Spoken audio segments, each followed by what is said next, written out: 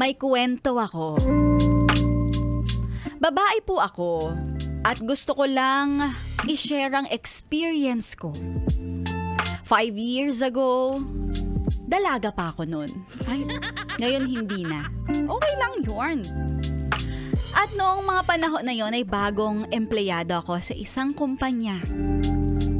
May kabatch po ako na isang babae din na isa ring bagong empleyado.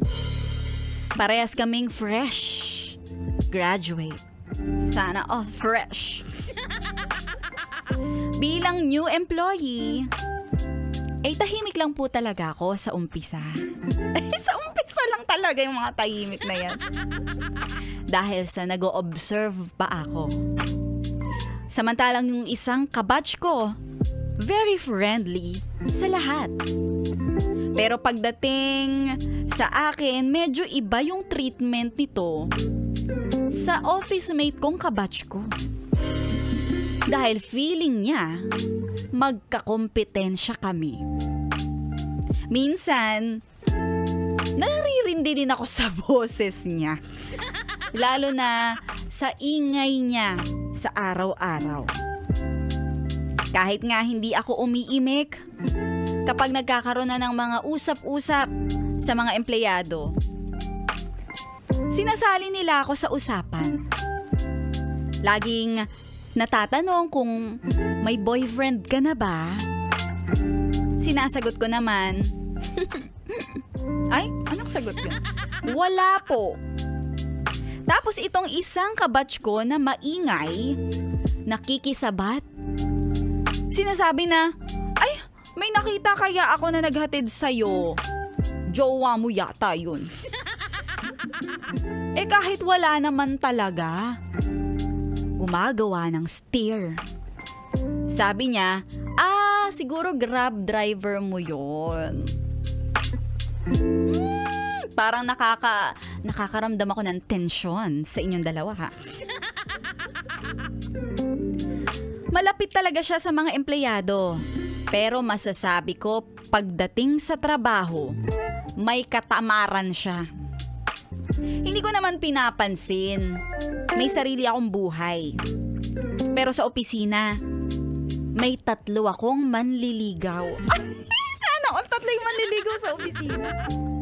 Pero sa totoo lang patago. Dahil ayoko namang machismis.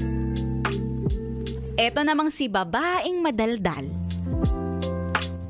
Pinagkalat ang chismis at mas malala pa. At sinasabi niya, pinagkakalat niya na 3 daw ang jowa ko na pinagsasabay-sabay ko. Grabe naman talaga, dagdag bawas ang mga marites.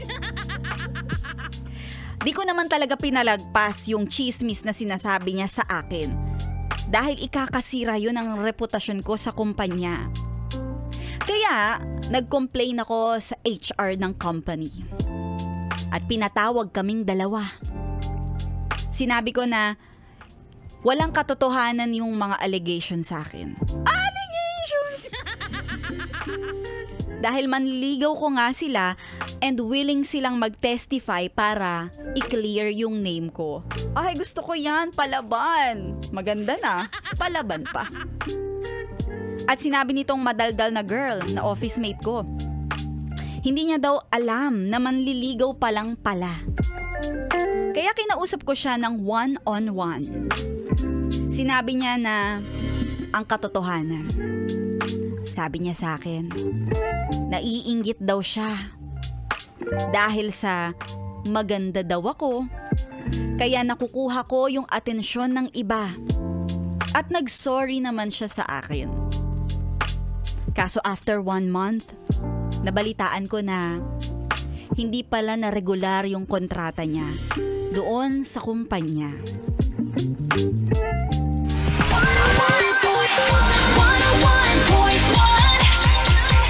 Yes FM.